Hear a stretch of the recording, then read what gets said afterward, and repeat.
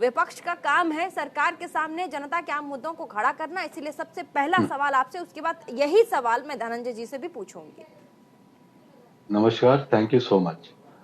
आप देखें, पार्लियामेंट चलाने की जिम्मेदारी सरकार की होती है प्रीति जी।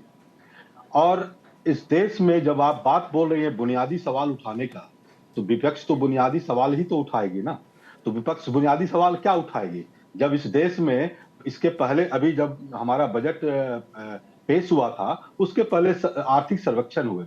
उस सर्वेक्षण में कम ग्रोथ, कमर तोड़ महंगाई, कम निर्यात, बड़ा चालू खाता में बहुत बड़ा कमजोर रुपया, कम औद्योगिक विकास जो 10.3 से 4.1 आ गया। तो इन्हीं मुद्दों को उठाने के लिए तो विपक्ष बोलती है ना।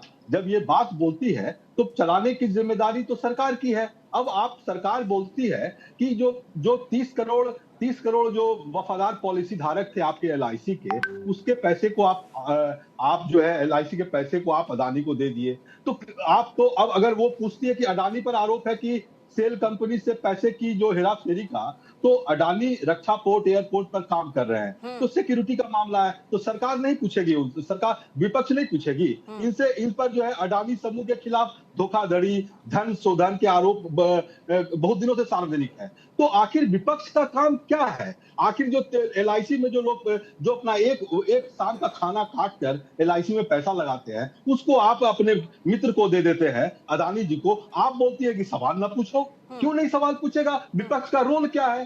तो ये तो सरकार की जिम्मेदारी है कि विपक्ष ये सदन कैसे चले। हंगामा और करना, इस पूरे सवाल पूछना, हंगामा करना, मकसद क्या है? सवाल पूछना क्या हंगामा करना? तो आप पूरे सदन में देखी होंगे जिस तरह से सरकार के मंत्री लोग हल्ला हंगामा कर रहे थे कि किसी भी तरह अदानी पर सवाल न पूछा जाए, किसी तरह धोखाधड़ी जो हमारे एलआईसी के जो 30 करोड़ के जो खाता धारक है उनका जो पैसा चला गया उस पर वो सवाल न करें। तो ये तो सरकार की जिम्मेदारी है। आप कह रहे हैं कि ये सरकार सदन चला नहीं पा रही, आप ये कह रहे हैं?